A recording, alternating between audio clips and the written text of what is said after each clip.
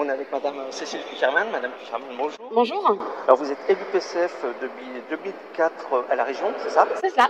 Et vous êtes aussi sénatrice depuis 2011. Oui, sénatrice de la Loire. Alors avant vous étiez aussi conseillère municipale.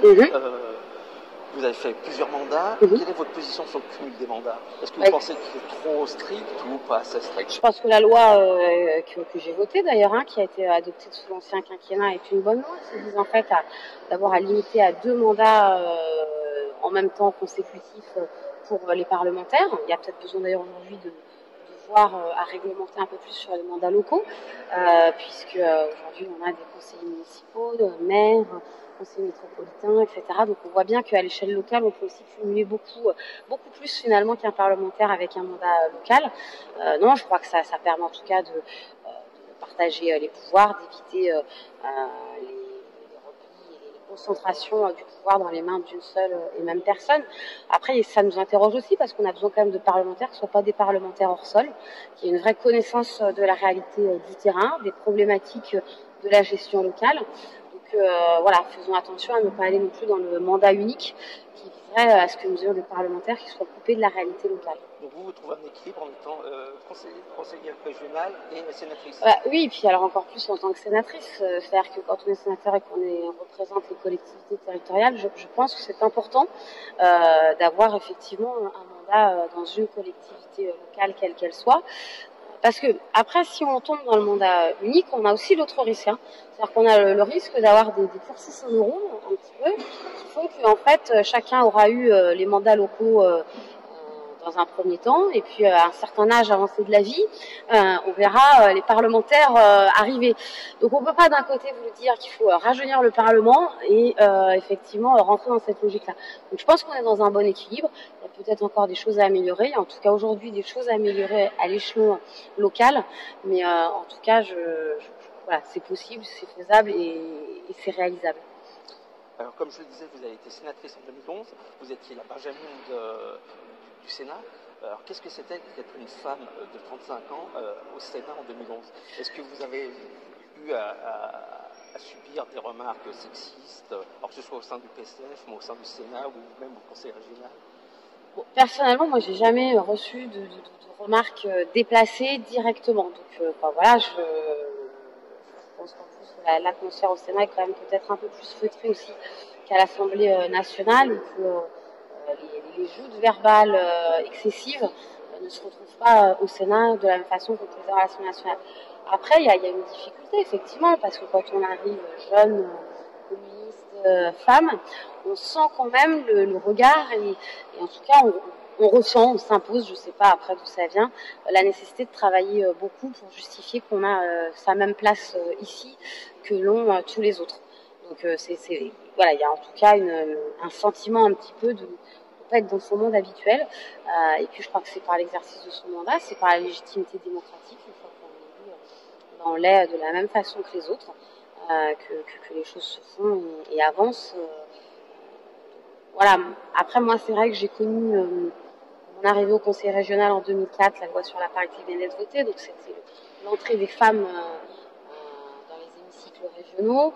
Au Sénat en 2011, on a quand même eu un Sénat qui a évolué, donc sur une vingtaine d'années, on est arrivé à un peu plus de 25% de femmes, un rajeunissement quand même par rapport aux vieux, entre guillemets, sénateurs qu'on pouvait avoir l'habitude de voir. Donc, je crois que j'ai eu aussi cette facilité quand je suis arrivée, peut-être en tout cas beaucoup plus facile que si j'avais été élue dans les mêmes conditions il y a 25 ans. Mais d'ailleurs, je n'aurais peut-être pas été élue il y a 25 ans. Et ces dernières années, vous avez donc vu une évolution. Et ces derniers mois, avec le plan Balance ton port et tout, est-ce que vous avez vu aussi une évolution au sein des pratiques? On parle aussi des scandales qu'il y a eu avec quelques hommes politiques. Est-ce que vous avez vu des modifications des pratiques des hommes politiques vis-à-vis des femmes? Je crois qu'en tout cas, cette question aujourd'hui, elle est prise en compte et elle n'est pas traitée, elle n'est pas balayée d'un revers de manche, même si on a encore certains collègues qui, à mon avis, sont au ça de la réalité et de la prise de conscience qu'il faudrait et qui pensent que finalement tout ceci est des sornettes de jeunes filles un peu trop prudes. Je crois quand même que vous entendez encore ce genre de réflexion? On l'entend et c'est sous-entendu parfois par un petit nombre. Je crois quand même que pour la plupart, en tout cas, de mes collègues hommes, on va le dire comme ça. Voilà, il y a une prise de conscience et en tout cas qui s'est effectivement accélérée à travers ce mouvement. Quelle est votre position, vous, vis-à-vis de ce mouvement Balance ton corps? D'abord, il a libéré la parole d'un certain nombre de femmes qui jusque-là n'avaient osé rien dire. Donc j'ai envie de dire en soi, c'est important. Et puis surtout, il a permis de prendre conscience que c'est pas un ou deux cas, mais que c'est effectivement... c'est donc pas lié à l'attitude de la femme. Il y a bien un problème de société quand on en arrive à avoir autant de femmes qui sont en capacité de témoigner. Parce qu'on ne peut pas simplement en rester à je dis ce qui m'est arrivé et après. Donc c'est aussi comment la justice derrière, elle prend en charge la parole de ces victimes, parce que ce sont des victimes, comment elle les accompagne dans les démarches qu'il faut, alors parfois avec des délais de prescription, c'est-à-dire qu'on ne peut plus porter plainte, mais en tout cas, comment est-ce qu'on accompagne aujourd'hui ces personnes pour que ces personnes se réparent, puisque quand c'est agression, il y a forcément une douleur au plus profond de soi-même, et je reste sur la question uniquement des agressions, sans même parler des viols. Alors, que ce soit au sein du Conseil régional ou au Sénat, vous êtes dans l'opposition. Quel est le poids de l'opposition au Sénat quand on voit que le gouvernement gouverne énormément par ordonnance? Est-ce que vous avez juste un poids symbolique ou est-ce que vous avez un vrai poids de contre-pouvoir? Au Sénat, je suis dans une double opposition puisque le Sénat est dirigé par les Républicains. Donc de toute façon, le Sénat n'a pas ses entrées, on va dire, dans le gouvernement. Et au sein du Sénat, je suis dans un groupe qui effectivement est minoritaire d'opposition. Mais non, je crois que le rôle, alors bien évidemment, sur la partie législative, il est difficile. En plus, parce qu'avec ce gouvernement, on sent bien qu'il y a une volonté de ne pas prendre en compte le débat et le travail parlementaire et l'échange qu'il y a pu y avoir sur l'Assemblée nationale et le Sénat. Donc, je veux dire, j'ai été sénatrice, j'ai connu la fin du quinquennat de Nicolas Sarkozy, le quinquennat de François Hollande, donc des majorités politiques différentes en place dans les gouvernements, j'en ai connu. Je n'ai jamais vu ça dans cette façon de ne pas prendre en compte l'apport du Sénat sur un certain nombre de textes et de principes. Donc on est effectivement dans des réalités nouvelles. Alors après, notre rôle d'abord, il est quand même aussi d'être les lanceurs d'alerte et de ramener dans le débat législatif la réalité qui se passe dans nos territoires, dans nos collectivités.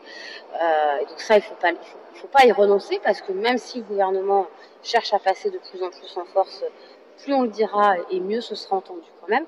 Puis après, l'activité du parlementaire, elle ne se résume pas que dans un hémicycle, donc à travers aussi un certain nombre de missions, d'interpellation de ministres, d'accompagnement de projets sur la vie locale, où on fait quand même avancer les choses et on a notre utilité et notre efficacité sur le terrain. Alors oui, vous êtes élu depuis presque 15 ans. De quel œil voyez-vous l'évolution des différents services publics en France? D'abord, c'est une forte baisse de par leur présence. Et c'est vrai à l'échelle de tous nos territoires.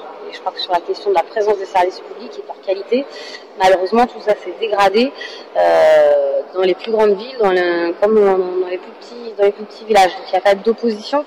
On a aujourd'hui un service public qui est de moins en moins présent. Quand il est présent, il est de moins en moins ouvert.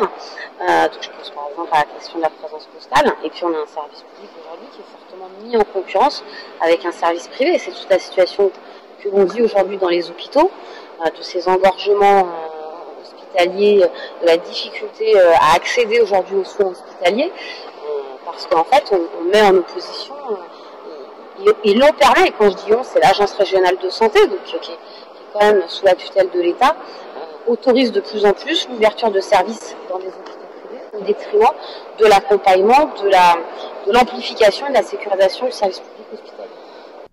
Alors il y a un mois, au Sénat était présenté un rapport, le rapport Spinetta, qui faisait état des différentes petites lignes ferroviaires en France. Quelle a été votre réaction par rapport à ce rapport et quelles sont les différentes solutions que vous considérez pour adresser les problèmes que ce rapport soulève? D'abord, c'est un rapport qui apparaît comme une bombe, parce que 9000 km de voies ferroviaires de moins en moins dans le pays, c'est une catastrophe. On le sait, là aussi, on joue la logique de la concurrence. La question des conséquences de ce rapport, s'il était appliqué, c'est pas l'existence ou non du Saint-Étienne-Lyon ou du Grenoble-Lyon. Ce sera par contre toutes les lignes transversales qui permettent aujourd'hui de se déplacer. Il faut toujours avoir en tête sur la question des trains du quotidien, des TER et donc de ces petites lignes, 80% des gens qui les utilisent pour aller travailler ou se former. Donc c'est des lignes qui sont indispensables, même si leur fréquentation parfois n'est pas très importante. Elles sont en tout cas indispensables aux femmes et aux hommes qui les utilisent. Alors on nous dit, et la ministre me répondait encore hier sur ça, qu'on n'a pas les moyens de faire autrement, et que donc il n'y aurait que deux solutions dans notre pays qui seraient soit d'augmenter les impôts, soit d'augmenter le tarif aux usagers. Donc il y a une troisième solution qui est, par exemple, de renationaliser les autoroutes. Rappelons quand même que les autoroutes, leur investissement, l'ensemble des Français y a contribué pendant des années, et qu'aujourd'hui, les bénéfices des sociétés autoroutières, ce sont les actionnaires de ces mêmes sociétés seulement qui en bénéficient. Donc la proposition de loi qu'ont fait les parlementaires communistes de renationalisation des autoroutes va aussi dans ce sens-là, c'est-à-dire effectivement de dégager des recettes nouvelles au niveau du budget de l'État pour réellement avoir une politique de la mobilité qui anticipe, qui accompagne les défis climatiques de demain, qui permettent un défi de la mobilité de proximité dans tous les territoires, qui y compris fasse articuler les différents modes de transport dans une logique de service public, c'est-à-dire dans une logique de péréquation qui fasse qu'effectivement l'accès à la mobilité, il n'est pas lié à sa condition sociale, à sa condition territoriale, mais lié au fait que tout citoyen français doit pouvoir se déplacer. Puis, moi, ce que je trouve aujourd'hui scandaleux, c'est qu'on attaque comme ça la question de la mobilité au même moment où on explique aux jeunes, et parfois aux moins jeunes, que dans la vie professionnelle, il faut être mobile, il ne faut pas avoir peur de se déplacer, qu'il ne faut pas avoir peur d'aller à 1 heure de chez soi pour aller travailler, etc. Mais on ne met aucun outil, aucun moyen en place pour faciliter justement cette mobilité. D'accord. Moi j'ai une question, quelle est votre position sur l'articulation entre les lignes nationales et les lignes régionales? Est-ce que vous êtes pour que la région s'occupe encore plus des lignes régionales et investisse plus dans les lignes régionales? Alors la question, elle est pas évidente parce que moi je reste convaincue que l'investissement, et si on veut une vraie péréquation de services publics, c'est à l'échelon national que ça doit se faire. En plus, les régions, comme les autres collectivités, elles sont réduites aujourd'hui à peau de chagrin dans leur financement, donc elles n'ont pas les moyens de répondre aux défis. Et je crois que l'Association des régions de France l'a déclaré il y a 15 jours. De toute façon, aujourd'hui, les régions, elles ne pourront pas pallier le désengagement de l'État sur un certain nombre de lignes dites petites lignes ou jugées non rentables. Donc, moi, je crois quand même que le gros doit rester sur la SNCF, sur un aménagement national, parce que, en plus, c'est ce que nous disions, il y a une vraie articulation à penser entre des lignes nationales et des lignes régionales qui finissent d'irriguer au plus près. Donc il y a quand même besoin de réfléchir aux étoiles ferroviaires, comme on appelle ça, c'est-à-dire les points de rencontre de ces différentes lignes dans le territoire. Donc il y a besoin de cette dimension nationale qui aujourd'hui d'ailleurs se traduit dans les contrats de plan État-région. Elle doit être forte et la SNCF doit avoir cette vision d'ensemble, y compris pour sortir un petit peu du réseau de chemin de fer qu'on a eu pendant des années où tout converge vers Paris, pour également travailler des transversales, même si c'est les premières qui sont en train de fermer. Mais voilà, avoir cette vue d'ensemble, parce que sinon chaque région va faire la sienne. Et en fait, aujourd'hui, en région Auvergne-Rhône-Alpes, celui qui a besoin d'aller dans le Jura ou en Saône-et-Loire pour se former, la barrière géographique de la région, il ne la connaît pas. Celui qui habite Roanne, qui doit monter à Chalon-sur-Saône, pour lui, qu'on change de région, qu'on change pas de région, ça ne règle pas son problème. Et dans la vraie vie des populations, c'est comme ça que ça se passe.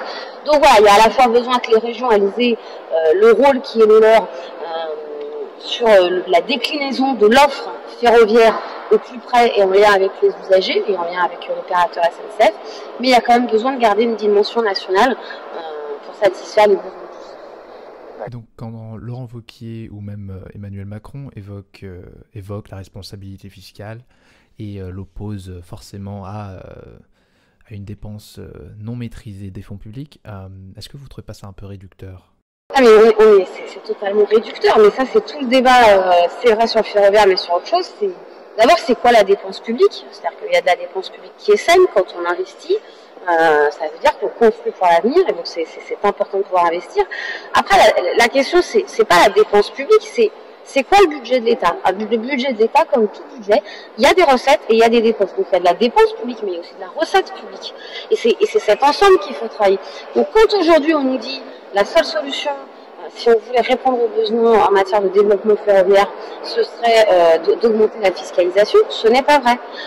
On a d'autres moyens d'avoir des recettes dans notre pays que simplement celui de faire reposer sur la fiscalisation.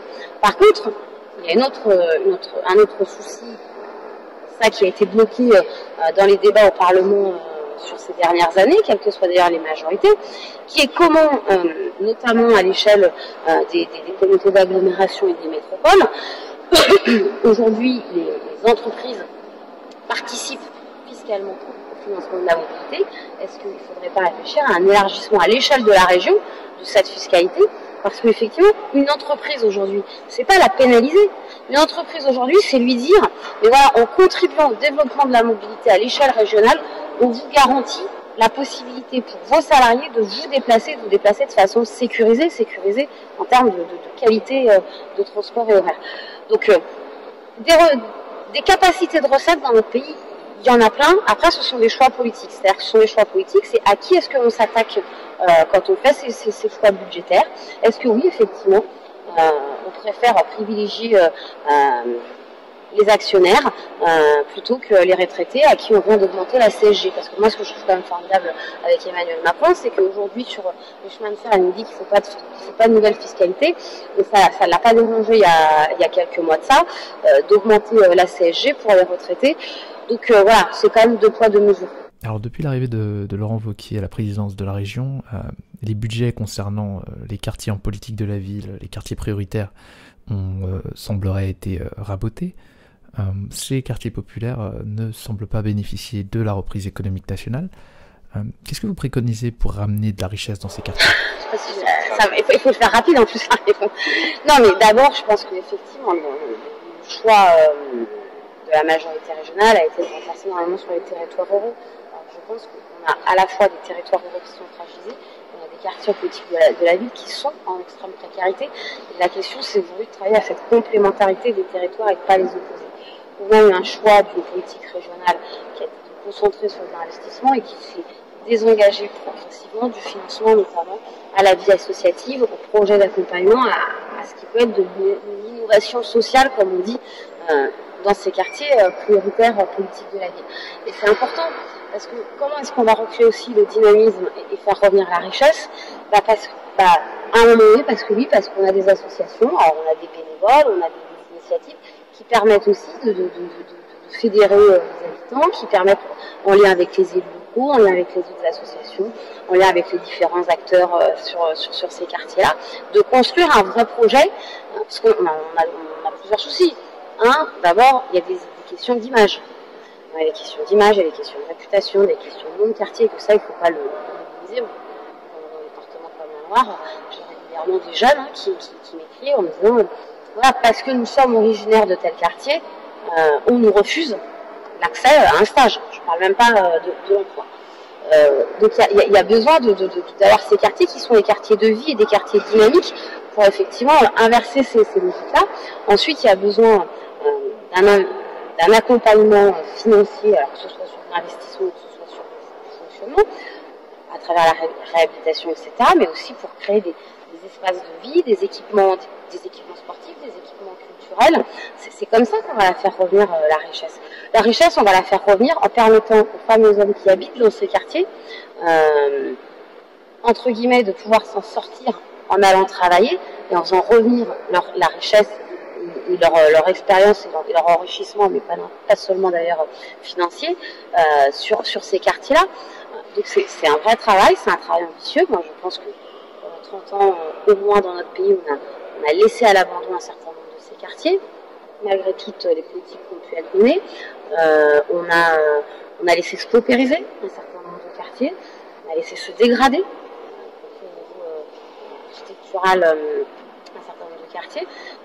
Et aujourd'hui, on se retrouve parfois avec des populations hyper précaires et où décréter de faire de la mixité sociale, malheureusement ça ne se décrète pas.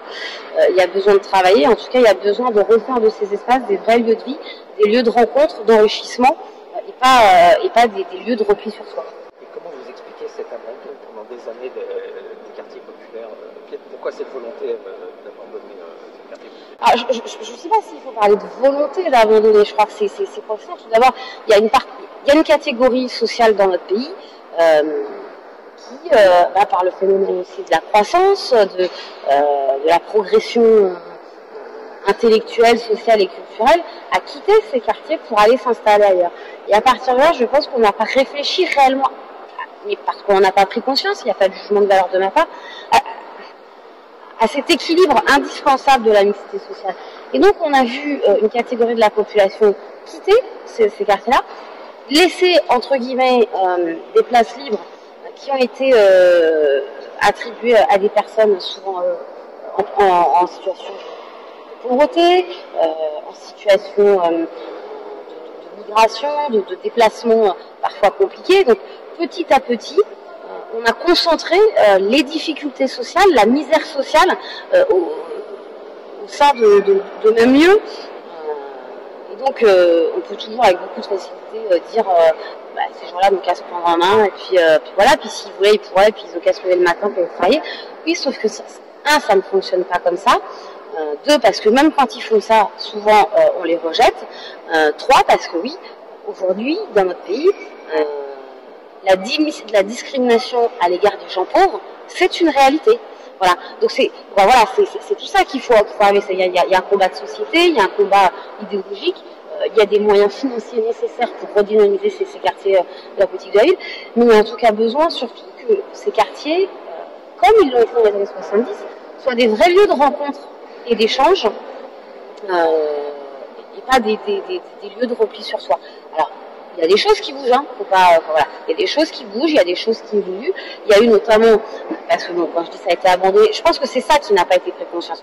Mais il y a eu une politique de l'ANRU, notamment sur la volonté effectivement de déconstruire, d'aérer, de répondre aussi aux nouvelles normes d'habitat qui sont celles d'aujourd'hui, et qui progressivement permettent quand même de redonner l'envie, de redonner le goût et de faire venir des nouvelles populations. Parce que c'est comme partout pareil, hein, quand on ne rencontre pas l'autre, on en a peur et on s'enferme. Donc le besoin, il est toujours rencontré. Et ça, c'est indispensable. Alors vous parlez de mixité sociale, le souci c'est quand dans les centres-villes ou dans des villes plus riches, on veut imposer des immeubles, des HLM ou des populations un peu plus basses, il y a tout de suite un front et les gens n'en veulent pas. Je crois que c'est exactement ce qu'on disait. D'abord, aujourd'hui, la pauvreté fait peur et elle est facteur de discrimination, et on le voit ça dans toutes les communes, même parfois dans les communes où les maires sont très volontaristes et sont au-delà des obligations légales en matière de logement. On voit bien, dès qu'on veut installer un logement social, d'abord, tout le monde est dans les stéréotypes et les caricatures, mais moi, j'ai toujours soutenu les élus qui sont dans ces logiques-là, parce que c'est comme ça qu'on va repenser la ville du XXIe siècle. C'est comme ça qu'on fera un vrai lieu de vie collectif. Donc voilà, je pense qu'il y a besoin qu'il y ait des logements accessibles à toutes et à tous, quel que soit justement ce niveau dans l'accessibilité, dans l'ensemble de la ville, et pas un cloisonnement. On les connaît, hein, les caricatures du cloisonnement de la géographie urbaine. Hein. C'est ce qui s'est passé dans un certain nombre de villes aux États-Unis, c'est ce qui a pu se passer contre un certain nombre de villes en Angleterre. Voilà, on le sait. Et donc après, on attend, c'est quoi? C'est les émeutes et l'aide à la reconstruction après émeute qu'on veut faire, ou c'est au contraire être plutôt dans du préventif plus que dans le curatif, et avoir une vraie vision. Ce que je disais sur la ville, un vrai accompagnement, ça passe par le soutien aux associations, inévitablement, voilà, d'avoir des relais, ça passe par la présence des services publics, parce que bien souvent, et quand je dis la présence des services publics, pas des services publics qui soient barricadés, des services publics qui soient des lieux de vie, des lieux de rencontre, ça veut dire des lieux qui soient ouverts, ça passe par la présence d'équipements communaux, parce que c'est comme ça qu'on empêchera justement la ghettoisation maximale telle qu'on peut l'avoir dans les pays anglo-saxons. Moi, j'avais une dernière question. Avec les événements tragiques de cette semaine, on a entendu M. Wauquiez parler de virer les fichiers S étrangers et de parquer les nationaux dans des, soit dans des camps ou dans des prisons. Quelle est votre position vis-à-vis de... Oui, donc retourner à l'état d'urgence. Quelle est votre position vis-à-vis des déclarations de M. Wauquiez? D'abord, je crois que malheureusement, l'état d'urgence n'a pas empêché qu'il y ait des attentats dans notre pays, puisque cela, l'état d'urgence avait été levé, mais précédemment, même sous l'état d'urgence, nous avons eu des attentats. Donc, la formule magique, elle n'existe pas sur cette question-là. Deuxièmement, je ne pense pas que de parquer, de renvoyer chez une personne fichée S soit la solution.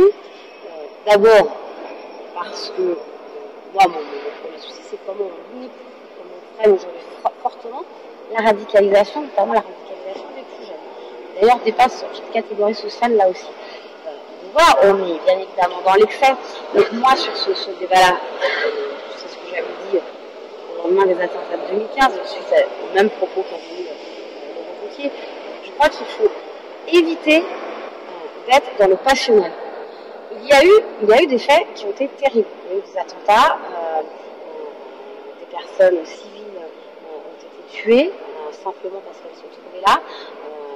Un gendarme a été également tué. Prenons le temps parfois de repenser ce que nous attendons en termes de politique de sécurité et ce que nous devons faire. Ensuite, sur la question des fichiers S, parce que voilà, il faut prendre le temps, mais il faut aussi agir. On a dans les fichiers S ceux qui sont fichiers S pour question de radicalisation et de dangerosité pour la nation. D'abord, pour faire un vrai travail de suivi avec ces personnes fichées S, il faut avoir des moyens humains. Puisqu'on l'a vu sur le cas de ce week-end, la personne devait être convoquée dans les jours à venir. Ça fait 2 ans qu'elle ne l'avait pas été. Donc là aussi, quand on parle du nombre de fonctionnaires, c'est aussi dans les services de protection, de police, de renseignement qu'on a besoin, parce que sinon on ne peut pas faire le travail efficace. Sinon on est à chaque fois dans le contre-coup et dans l'hyper-réaction. Moi, tout en tant que femme de gauche, je pense que c'est un sujet qu'il ne faut pas banaliser. Aujourd'hui, oui, il y a de la radicalisation dans notre pays. Aujourd'hui, oui, il y a... Et ce qui m'inquiète, c'est pas le jeune qui se radicalise. Lui, il va être potentiellement dangereux. C'est que derrière, ils sont animés, effectivement, par des idéologues de l'étranger qui les utilisent un petit peu comme des pantins pour semer la discorde dans le pays et diviser la République. C'est pour ça que les formules à l'emporte-pièce de parquet, d'interner et de renvoyer, une fois qu'on s'est dit ça, je pense qu'on n'a pas répondu au défi de comment est-ce qu'on revit ensemble et comment on redonne finalement à ces jeunes un espoir, un projet de société, un rêve, un idéal qui ne soit pas celui de Daesh. Et moi, aujourd'hui, en tant que femme de gauche, je le vis comme un échec, parce qu'il y a 40 ans, la gauche, elle a fait rêver des centaines et des milliers de jeunes. Elle les a fait s'engager, elle les a fait découvrir ce que c'était que la vie politique, elle les a fait découvrir ce que c'était que l'éducation populaire. Ça a été ça la gauche dans notre pays. C'était cette gauche qui était capable de dire mais demain, notre société, notre monde, il sera meilleur et on vivra mieux. Et donc ensemble, on va se battre pour vivre mieux. Aujourd'hui, force est de constater que le discours qui est le vôtre ne répond pas à cette attente-là. Et donc force est de constater que bien évidemment, la nature a horreur du vide et que ce sont les pires idéologies aujourd'hui qui sont en train de gagner du terrain auprès de ces jeunes-là. Donc voilà, je crois qu'il y a à la fois agir immédiatement sur les fichiers S, non pas se plaquer sur les tablés parquets, mais à avoir régulièrement et beaucoup plus régulièrement qu'aujourd'hui et de façon beaucoup plus forte un suivi sur ce que ne font pas ces personnes, surtout qu'aujourd'hui, c'est pas le premier cas qu'on a.